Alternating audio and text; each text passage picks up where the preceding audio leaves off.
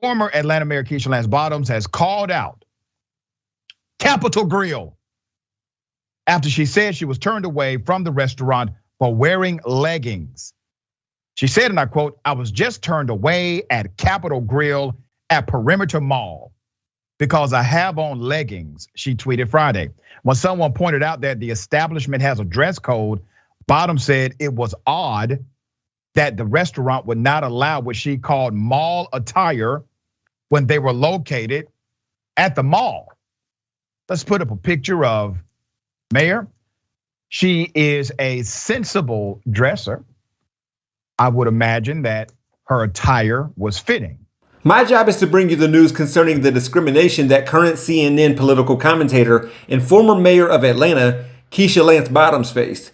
But the story is found in the comment section of her tweet. Because instead of exploring the possibility, check that, probability, that a restaurant's dress code was not applied to her evenly, and we know why, but we'll get into that in a second, it became a deflective discussion about whether Keisha Lance Bottoms was even aware of the dress code and maybe she should follow said dress code, to questioning if Capital Grille is too fancy of a place to wear workout attire, as if women haven't worn leggings in various ways for versatile reasons outside of for the sake of athletics. Gym attire, tank tops, sweatpants, hats, and items with offensive language is not allowed according to the website. Can I just say this? I know everybody watching this is not from Atlanta. We're talking about Capital Damn Grille inside of Perimeter Mall. What refined environment are you referring to on your website? I'm not knocking, the food is dope. It's good food. That's why the former mayor was trying to get her grub on.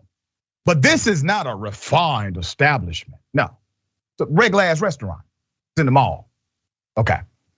Then there were the people who compared this vague general dress code to COVID vaccine mandates. Last I checked, having a big booty wasn't contagious, and I don't mind checking. Plus, putting that thing in leggings didn't kill anybody. Of course, there was no reason for any of us who are aware of and willing to acknowledge what Keisha Lance Bottoms went through to buy what the detractors were selling. By the way, she herself never brought up her race or the race of the person wearing leggings who went in the restaurant after she did. For all the people who defended private business decisions, dress codes, and adherence to them on the internet, they did so without using the internet to find proof of what Keisha Lance Bottoms alleged about the dress code being applied to her unevenly.